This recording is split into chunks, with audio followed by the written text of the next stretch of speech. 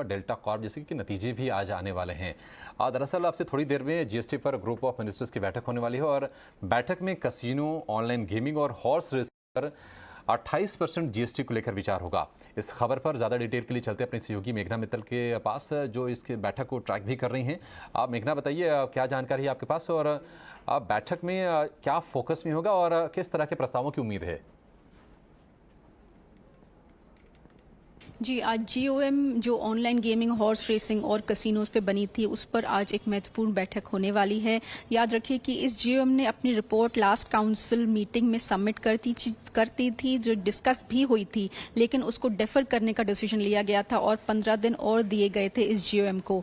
तो इस जीओएम को अपनी रिपोर्ट 15 जुलाई तक सबमिट करनी है, जो नेक्स्ट काउंसिल मीटिंग में, जो कि फर्स्ट वीक ऑफ अगस्त में होने वाली है, उसमें डिस्कस की जाएगी।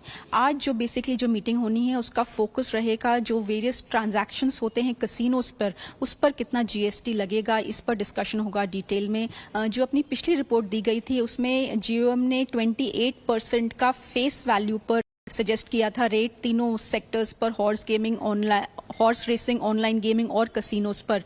लेकिन गोवा ने इस पर ये रेज किया था इशू की जो विनिंग पॉट होता है, सब्सक्रिप्शन होता है, एंट्री फी होती है, उस पर काफ़ी कॉम्प्लिकेशंस हो सकते हैं ये जीएसटी को लेकर। इसलिए उन्होंने मांगा था कि इस पर थोड़ा डिफरेंटली ट्रीट किया जाए कसिनोज को जीएसटी के अंदर। इसी पर आज डिटेल में चर्चा होनी है। और ऑनलाइन गेमिंग पर याद रखिए, उस पर भी जो चाहे वो गैम्बलिंग बेस्ड गेम्स हो या स्किल बेस्ड गेम्स हो या चांस बेस्ड गेम्स हो, उन पर भी जो पहले सजेशन था वो 28% का ही था। तो ये भी देखना रहेगा आज जीएम की मीटिंग में फाइनली कि आज क्या डिसाइड होता है, क्योंकि आज की मीटिंग के बाद ये रिपोर्ट फाइनल होकर सबमिट की जानी है 15 जुलाई तक। तो कसिनोज, हॉर्स रेसिंग और ऑनलाइन गेमिंग पर क्या डिस्कशन और डिसीजन होता है जीएसटी रेट को लेकर, वो देखना आज बाकी रहेगा।